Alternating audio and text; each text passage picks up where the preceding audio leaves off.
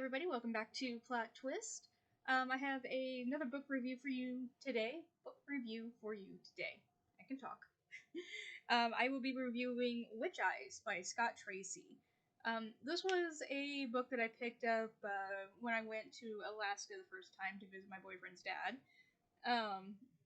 And I didn't really know a whole lot about it at the time. I just found it in a library sale and picked it up because it was a little interesting. It's about male witches, or at least a male witch. And he has a particular gift. He has an issue with his eyes where if he takes off a pair of sunglasses he normally wears, he gets visions of everything around him. Visions including the past. So he gets voices from people who have stood in that spot before. He gets sensations of anything that had happened in that spot. So if there was like a murder or something, he would get those sensations. And he can also see the magic in the world. So I thought that was really interesting. And it turns out that he is gay, actually. So I was like, okay, cool, gay witches, this is gonna be fun. And yeah, it was interesting. So let's just go ahead and get right into it. So, Witch Eyes is about a young man named Braden. He is a young witch. He lives with his uncle out in the sticks. Basically, they live in the middle of nowhere, and he spends his days training to do magic with his uncle's tutelage. One day, he ends up getting a vision. He accidentally knocks his glasses off, and instead of seeing the past around him, he gets a vision of the future. And that's really odd for him. And in this future, he sees somebody coming to kill him and his uncle. He clearly does not want that. And he's also heard about his father, Jason Thorpe. So you'll probably recognize a lot of witchy type names. There's Grace Lansing. The city that they go to is Beldam. So yeah, lots of witchy references, which I think is great. I loved it, actually. So anyway, he gets this vision from the future, and so he decides to track down his father in Beldam.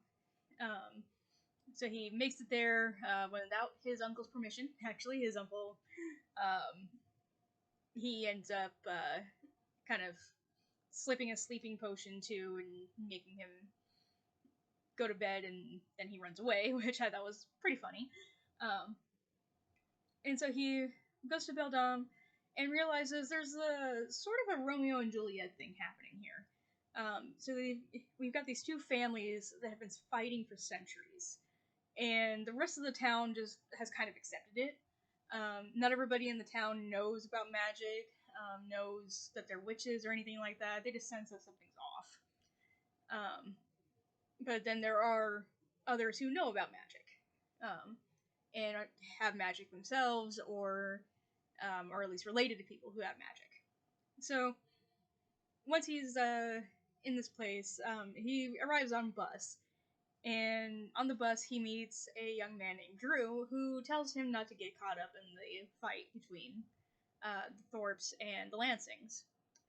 So, without any intention of doing so anyway, he assures Drew that he will not, and then all of a sudden Drew goes missing. He doesn't recall him ever getting off the bus, he doesn't recall him moving or doing anything else, so very kind of weird. The next person he meets is Trey. He is a young man, he's about 19, I think he says, and he is coming around looking for Drew. So obviously things are getting a little weird right off the bat here. So we go through that, and then the rest of the book is mostly Braden trying to figure out the whole mystery behind the feud between these two families, particularly his family and the Lansings, obviously. He also meets Lucien Fallon, who claims to be his father's lawyer. And Jason Thorpe, Braden's father, confirms this and says, yes, we've been working together for a number of years. But Lucian seems to have his own agenda happening here. He seems to be kind of playing a neutral field almost. So after a few near-death experiences, attempted murder on Braden a couple of times, he ends up making friends at school. Now, he's never actually been to school before. He's been homeschooled his entire life. And in order to explain why he can't take the sunglasses off, they say that he's nearly blind and he needs to keep his eyes free from light and things like that, sensitive stuff. So he ends up making friends, and then he slowly starts figuring out what's going on, where the loyalties are. They talk about places they can and can't go in Beldam, because they either belong to the Lansings or the Thorpes, various things like that. You know, just places that are just off limits for certain people. And there's no real law, obviously, about this. It's just kind of unwritten rules. And everybody else in the town seems to understand this as well, even the non-magic folk. So it's very interesting to see those kind of interactions. We unfortunately don't get a whole lot in that sense, because Braden tends to bounce around between all of them, because nobody in the town really knows who he's technically affiliated with. Obviously, everybody wants them on his side. Jason, his father, wants Braden to fulfill his destiny, as he calls it, to take down the Lansings, particularly Catherine Lansing. Catherine Lansing is the matriarch, basically, of the family now. So she runs everything. And Braden is trying to not really take a side. He's just trying to get some answers. He wants to know who's trying to kill him and who's trying to kill his uncle. And that's really all he cares about. But of course, everybody's saying, you're going to pick a side, you're going to pick a side, you're going to pick a side. You're going to fight in this prophesized battle and all that. So he goes through the motions of trying to unravel that mystery. And then, of course, he ends up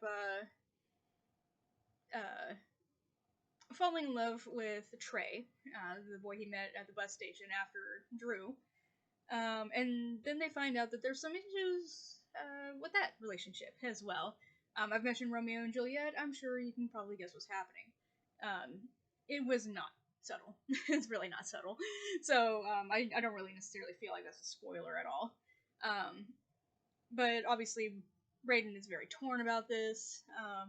So he's just trying to find a way to make sure that he stays alive, his uncle stays alive, and he stays out of this fight, because he wants nothing to do with it. And while I admire that, it did make the book very slow. I don't want to say slow necessarily, because there was a lot of action involved. There were some magic fights that were pretty cool. There was a graveyard scene that was really cool. The magic system is awesome. It's beautiful. It's so well thought out. But a lot of it was mostly Braden asking somebody what's going on, that somebody giving him a tiny piece of information, and then nothing else, and then he gets interrupted, and then it all just starts over again. But he's also dealing with going to school. As I said, he's brand new to school. He's been homeschooled. So he is trying to navigate how to be a normal kid, even though he is the farthest thing from normal there could possibly be. So it's interesting to see that kind of concept. I like that he's a character that doesn't necessarily fall right into a crowd. He doesn't necessarily pick sides right away. He makes friends with the geeky girl and the rich girl. So he's very much, he doesn't necessarily care about your family. He doesn't care about your status. He cares about you. And that was really refreshing to see in a book like this. And it wasn't so much that they did the whole, like, oh, you have to be my friend or hers. It was just like, well, I don't like her, but I can't stop you from seeing her later. You know, that kind of deal. So, it was really interesting to see how everything went down. And I really enjoyed reading the book. Like I said, it was slow, but it wasn't not entertaining. if that makes sense. Everything was just kind of developing. And as I was going through this book, I sat there and realized, like, we're getting some answers, but not a whole lot of answers. And then it got closer and closer to the end, and I'm just thinking, there's either going to be a real big battle, and this is all going to be over in a few pages, or something else is going on here. Well, I get to the end. It doesn't necessarily end on a cliffhanger, but it's a very tumultuous moment. And so that's when I found out that this is actually a trilogy, so then I went out and bought the other two books, which I do plan on getting to as soon as I can here. So overall, the writing is very nice. It's a young adult book, so it's not, I'll say, super dense or anything like that. But I do like that they're not afraid to curse. I know a lot of young adult books don't tend to do that, or they'll drop like one or two here and there, and it's like, be kind of coy about it. But that's not how teenagers work. They will curse at every given opportunity. So I really liked that this book wasn't afraid to go there. And actually, Braden is kind of a little brat, and he's really fun in the way he can be bratty. There's a scene that I particularly like. He's talking to Lucien at the time, and Lucien's secretary comes in, and he's got some thoughts about the secretary. Don't hurt yourself, no one else will fix my snout. I wasn't sure what I could do next, but maybe Grace could give me some ideas. Mr. Fallon, Candy simpered as she strode into the office, stopping abruptly when she saw me. What are you doing here? She asked in this perfectly bitchy, contemptuous tone. What is he doing here? He doesn't have an appointment. This is some sort of violation in her strange little world. Are we done, Braden? Lucien asked. Lucien glanced down at his watch. I believe I've told you all about how important my schedule is. I rolled my eyes, grabbing my bag and throwing it over my shoulder. Just be sure to water your skank, I said as I passed him. She's looking a little shallow. It was a completely inappropriate thing to say, but I walked out of his office with a smile. Braden's a bit of a brat, and he can be a little bit of a jerk sometimes, but I actually kind of like that about him. He's not, the nice gay boy down the street. He's not, shy or anything like that. He is shy in certain circumstances, but in this type of thing, he's definitely not. And he's not afraid to protect himself and protect others. And that's what he likes to do quite a bit.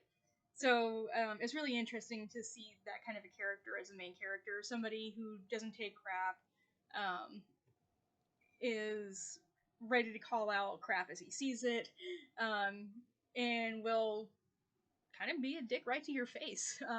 Which makes for some really fun scenes between him and his father, whom he is not thrilled about. That was my review of Witch Eyes. Like I said, I really liked it. It was really fun. It had its issues. It was a little slow. And it could be a little bit of a Scooby-Doo-esque mystery at sometimes, where it's just people running around gathering clues. And at other times it can be, high school drama. But for the most part, it's a very interesting Romeo and Juliet, Salem witch trials kind of thing. So if that's your type of thing, I do highly recommend this book. It was a lot of fun. It was a lot of fun to read. And I am looking forward to the sequels very, very soon, hopefully. So that'll be it for today. Thank you so much for joining us here on Plot Twist again. I hope you have a wonderful day and keep reading.